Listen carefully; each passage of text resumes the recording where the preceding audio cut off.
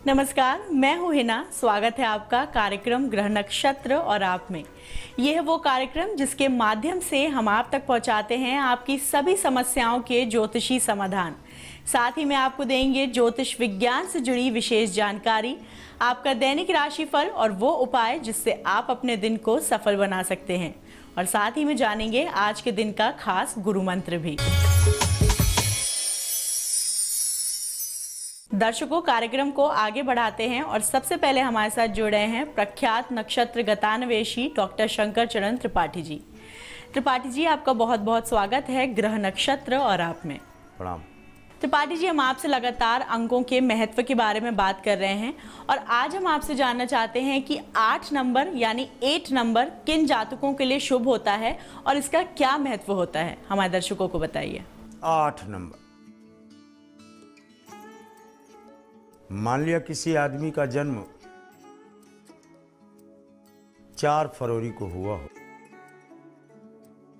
और वर्ष 2000 हो, तो इसका मूलांक 8 हुआ। 8 नंबर में जन्म लेने वाला जातक अपने भाग्य की चाबी, अपने पुरुषार्थ की चाबी 4 नंबर से लेता है। 4 नंबर माता का होता है, यानी ऐसा जातक माता के प्रति इतना अधिक अनुराग युक्त होगा कि माता जो बोले हाँ, जो बोले ना, उसी पर ही वो अनुशासनात्मक कार्यवाही और उसके क्रियान्वयन का मार्ग अपने पुरुषार्थ और कर्तव्य और अधिकार के अधीन रखेगा। लेकिन एक बात जरूर है कि ऐसा जातक ऑब्स्टिनेट हार्टेड होता है, दुराग्रही होता है, हठी होता है और जो सोच लेता है उस पर जल्दी तब्दीली नहीं करता और अकर्मण्यता का दोष कभी कभी इस पर लग जाता है अपने अहेतुकी महत्वाकांक्षाओं की पूर्ति के निमित्त, जिनको वो खुद नहीं जान पाता कि मैं क्या कर रहा हूं। और इसकी आकृति बिच्छू की तरह होती है। बिच्छू 24 जोड़ों से युक्त होता है। मूलांक 8 को 24 से डिवाइड करो, 24 को 8 से डिवाइड करो तो 3 के तत्व बचते हैं। यानी ऐसा जातक केवल एक लाइन निकल के आती है कि तृतीय भाव दृढ़ इच्छा शक्ति आत्म भाव प्रकाशन का होता है, इसलिए सब कुछ खो देने के बाद भी दृढ़ इच्छा शक्ति इस जातक की बरकरार रहती है और सृजनात्मक संपूर्ण ब्रह्मांड में संस्कृति और सभ्यता, what you call culture and civilization, construction and static position, ये अगर किसी की देन है तो 8 नंबर की, और इसका मूलांक 4 है। 4 वैज्ञानिकों का है, साइंटिस्टों का है और उन पर क्रियान्वयन करने वालों का, शोध करने वालों का है। इसलिए शोध परख ये मूलांक होने के कारण पूरे सृष्टि जो कुछ भी आज आपको दिख रहा है इस संसार में, घर, मकान, रोड, जहाज, गाड़ी, मोटर, पात्र, बर्तन, खाना, अनाज, ये सब कुछ 8 नंबर की देन है। यानी 8 नंबर प्रकृति का मूल तत्व, मृत्यु का भाव, सृजन का मूल केंद्र बिंदु, जातकों की आयु के पुनर्आयु निर्माण और आयु निर्धारण का मूल केंद्र बिंदु नंबर 8। इस विशेष जानकारी के बाद आइए जानते हैं कौन है हमारे आज के एपिसोड के पहले कॉलर। मेरा नाम मोहिनी है, आपसे से बोल रही हूँ। मैं अपने बेटे दीपक के विवाह के बारे में पूछना चाहती हूँ। उनका डेट ऑफ बर्थ है 25 अक्टूबर 1981, शाम के 5:25 आपको। मैं अपने बेटे दीपक के बारे में, विवाह के बारे में पूछना चाहती हूँ। इसका विवाह कब तक होगा और वैवाहिक जीवन कैसा रहेगा उसका। मेष कन्या चित्रा चोरी से विवाह होता है आपके बेटे का, यानी बेटा ही कहीं कन्या का वरण करेगा और आपसे आशीर्वाद लेगा। हाँ, दीपक बेट्स यस 7, 9, 6 यानी 7 सितंबर 2016 यहाँ से बेटे के शादी का आप पृष्ठभूमि बनाना प्रारंभ कर देंगे। इसी के साथ सुनते हैं क्या है हमारे अगले कॉलर का प्रश्न। गुरुजी पारुल पुरोहित बोल रही हूँ, जिला सागर, मध्य प्रदेश, ग्राम खुरई।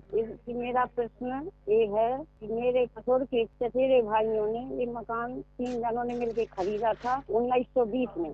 फिर उन्होंने अपने नाम करा लिया। मैं 100 साल से लगभग इस मकान में रह रही हूँ। मेरा मकान बन जाएगा, कब तक बनेगा, कोई विवाद तो नहीं होगा? धन्यवाद। वृश्चिक मिथुन आद्रा, शनि के साथ बुध है, लग्न में है। आपको हटाने की ताकत, बेदखल करने की हैसियत किसी भी को प्राप्त नहीं है। परेशान नहीं होना है, आप इसी में निवास करेंगे। नंबर 1, विकृतियां या विवाद जो जन्म लिया है अकारण, इसकी निवृत्ति या ये जन्म लिया है तो इसमें प्रश्नवाचक चिन्ह बृहस्पति के कारण है जो द्वादश है। मौका मिल जाए तो एक बार काशी का परिक्रमा करके आ जाना।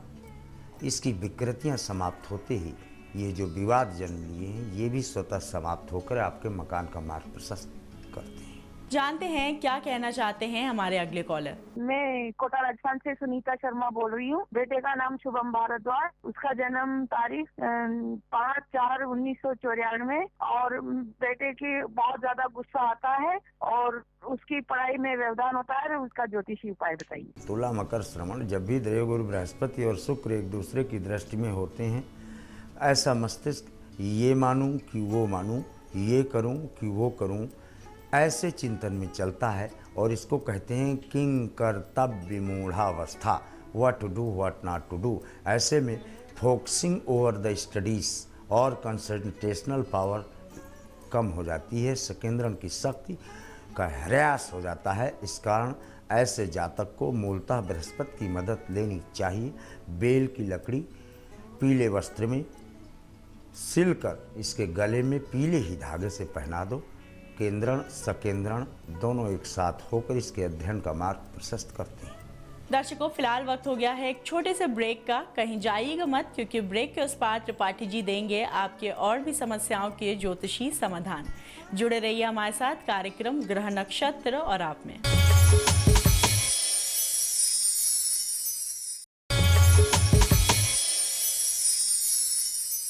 ब्रेक के बाद स्वागत है आपका कार्यक्रम ग्रह नक्षत्र और आप में। आइए जानते हैं क्या कहना चाहते हैं हमारे अगले कॉलर। गुरुजी प्रणाम, मैं अभिषेक खरे लखनऊ से बोल रहा हूँ। मेरी जन्म तिथि 24 अप्रैल 1977, प्लेस ऑफ बर्थ बरेली, सुबह 10:10 गुरुजी मैं जानना चाहता हूँ कि मैं वकालत करता हूँ, तो मेरा कोई सरकारी नौकरी या जुडिशियल सर्विसेज में जाने का योग है? अगर है तो कोई उपाय बताएं। धन्यवाद। मिथुन आद्रा भाई जी, अगर कभी गलती से वो प्रोग्राम पढ़ते रहे हो, सुनते रहे हो आप, मैंने 2, 4, 10 बार इस वाक्य को रिपीट किया है कि मेरी मत मानो, अगर रहीम खान खाना की ही मान लो यार। 1680 में बड़ी रिसर्च किया है ज्योतिष विज्ञान पर इसने कहा है, अगर मीन का शुक्र किसी जातक का यदा मुस्तरी करकटे या कमाने यदा चश्मखोरा जमी आसमाने, फिर तदा ज्योतिषी क्या पढ़ेगा लिखेगा, हुआ बाल का बादशाही करेगा। ये वाक्य आप रिपीट कर दिया मैंने, इसको रट लेना। You are High Court judge. You must proceed to take competitive examinations of judicial services.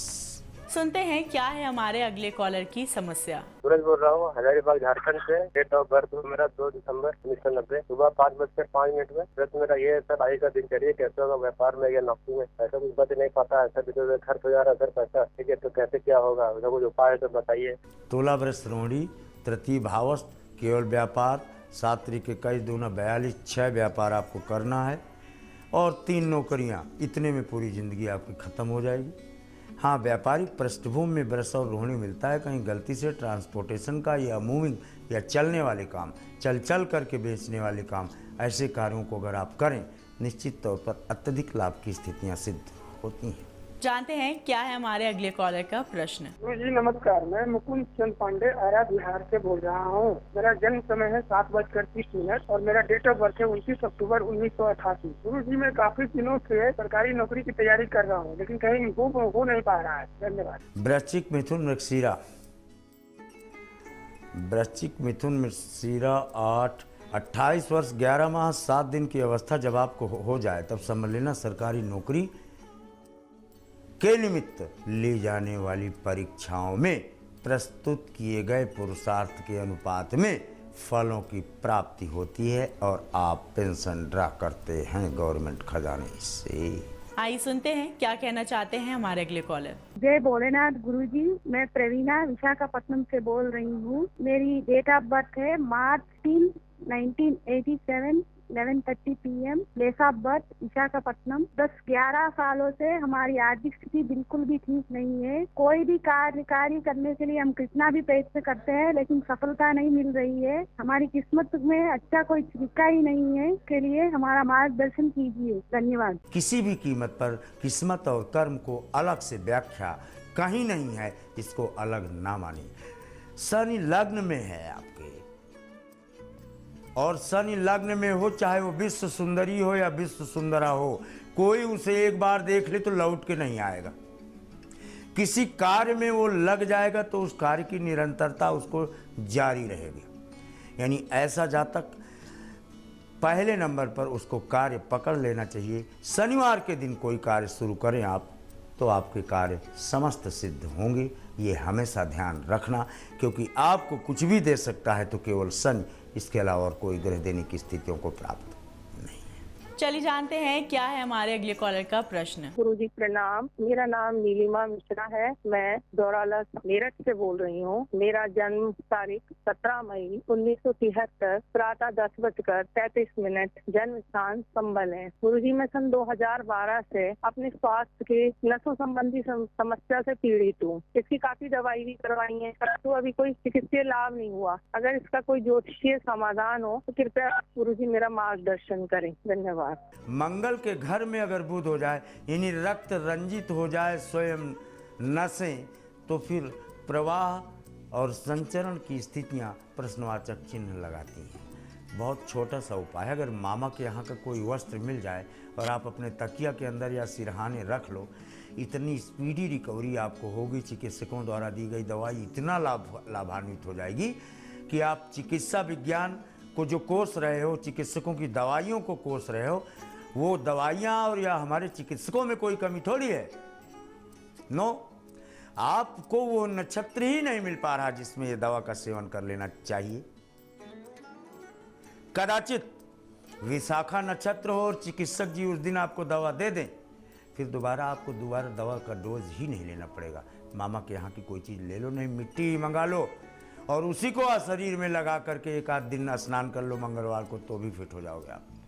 आइए जानते हैं क्या कहना चाहते हैं हमारे आज के इस एपिसोड के आखिरी कॉलर। प्रणाम गुरुजी, मेरा नाम है उर्वशी प्रकाश, मैं पटना बिहार से बोल रही हूँ। मुझे मेरी बेटी के शादी के बारे में जानना है। उसका डेट ऑफ बर्थ है 26 जनवरी 1990, टाइम है सुबह के 8:05 और जन्म स्थान है मधुबनी। वो जिसे पसंद की है क्या उसी से उसकी शादी होगी और उसका वैवाहिक जीवन कैसा रहेगा, और नहीं तो ज्योतिष के उपाय हो तो बताइए। कुंभ मकर उत्तराषाढ़, प्रथमाक्षर से इसको पति मिलता है आहो या माप, पहली बात। दूसरी बात, मार्स और वीनस एक साथ नहीं है। नो, बिल्कुल नहीं।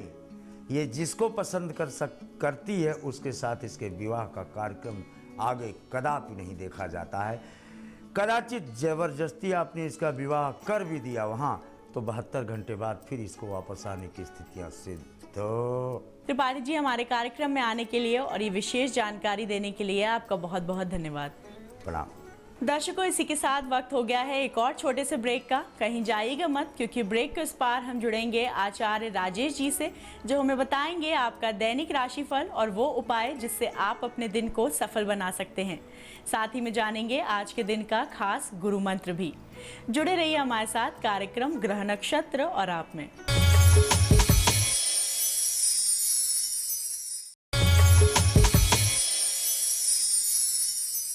ब्रेक के बाद स्वागत है आपका ग्रह नक्षत्र और आप में। अब हमारे साथ जुड़े हैं आचार्य राजेश जी।